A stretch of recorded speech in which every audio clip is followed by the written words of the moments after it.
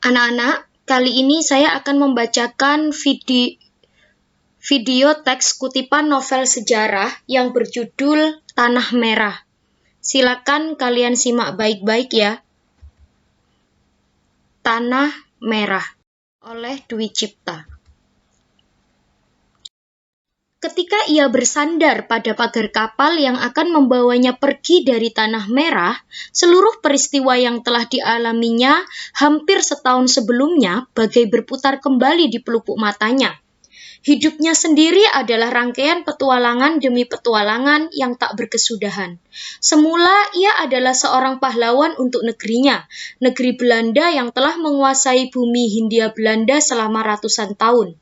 Semua orang yang tahu atau pernah mendengar tentang peristiwa Banten yang menggegerkan itu, sudah barang tentu telah mendengar keharuman namanya. Oleh tindakan kepahlawanan itu, pemerintah Hindia Belanda telah menganugerahkan sebuah bintang kepadanya. Orang-orang mengeluk-elukannya. Ia mendapatkan undangan pesta dari para pejabat militer Batavia dan orang-orang yang ingin mendengarkan kisah pertempuran yang telah ia alami. Bunyi letusan senapan dan jerit mengerikan ketika tubuh meregang nyawa. Sungguh memabukkan. Beberapa bulan setelah ia berhasil menumpas pemberontakan kaum merah di Banten, pemerintah Batavia menunjuknya sebagai komandan ekspedisi yang pertama-tama untuk masuk ke Digul dan mempersiapkan kamp pembuangan bagi kaum interniran yang telah memenuhi penjara-penjara di Jawa dan Sumatera. Apakah Gubernur Jenderal sudah gila? Digul adalah daerah terpencil, hutan-hutan lebat yang belum dijamah kecuali oleh penduduk rimba setempat dan para petualang Tionghoa. Aku mendengar dari orang-orang yang melakukan ekspedisi ke sana untuk mencari emas, bahwa Digul adalah belantara yang dipenuhi para pengayau. Bagaimana kaum interniran bisa hidup di sana? Tanyanya kepada Letnan Drejer, opsir yang juga mendapatkan perintah untuk menemaninya masuk belantara Digul. Tampaknya Tuan Gubernur Jenderal de Dreef ingin meniru bangsa Rusia.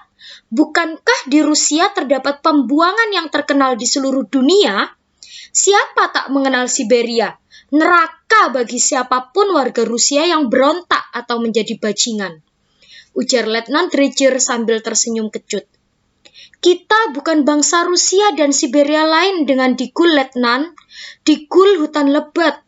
Apa yang bisa diharapkan dari daerah seterpencil itu? Kalau kita membuka hutannya, masalah mengerikan lain telah menunggu. Malaria.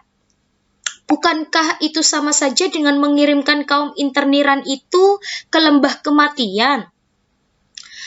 Saya tak takut dengan malaria, Kapten. Tapi tinggal di hutan lebat semacam Digul sama saja dengan menyerahkan kepala kita kepada para pengayau atau para kanibal hitam di sana. Itulah yang saya takutkan, ujar Letnan Drejer dengan kepala bergidik. Benar, dan kita, kaum terhormat yang baru saja mendapatkan bintang kehormatan dari tindakan militer, harus mengotorkan tangan dengan tindakan memalukan. Sungguh keterlaluan orang-orang Batavia. Yang lebih mengherankan, bukankah Gubernur Jenderal de Dreef itu terkenal berbudi baik, Kapten? Bagaimana ia bisa membuat keputusan-keputusan yang mengerikan seperti membuka kamp pembuangan? Ujar Letnan Drejer tak mengerti. Apalah artinya seorang gubernur jenderal berbudi baik bila sistemnya telah diracuni oleh para pejabat berhati kotor? Merekalah yang tak ingin kedudukannya terancam dengan ulah para pemberontak yang ingin menjatuhkan kekuasaan. Dan untuk menangkal ancaman tersebut, tindakan kotor pun buat mereka tak apa-apa dan tak ada salahnya dilakukan. Letnan Drejer mengangkat bahu. Dipandangnya punggung Kapten Beking yang jangkung itu. Rasa hormatnya yang tinggi tak pernah lenyap terhadap lelaki kesatria yang beranjak tua ini. Di luar dinas militernya, opsir berambut putih itu sungguh terpelajar. 1 minggu sebelumnya, Kapten Beking telah meminta bawahannya untuk mencari segala pengetahuan yang ada hubungannya dengan Digul dan bumi hitam di ujung timur Hindia itu. Sementara para prajurit dan opsir bawahannya membual dan membayangkan petualangan di tanah mereka yang akan mereka lakukan. Ia justru tenggelam dengan buku-buku dan tumpukan laporan tentang Digul dan wilayah New Guinea secara umum. Ia gemar sekali membicarakan suku-suku pedalaman yang tinggal di hutan belantara itu dan di sepanjang sungai Digul. Kebaikan-kebaikan mereka dan kesukaan mereka dalam mengayau. Tak jarang ia mengingatkan Letnan Dredger akan kebuasan alam tempat baru itu, dan berujar ia akan menundukkannya secepat mungkin.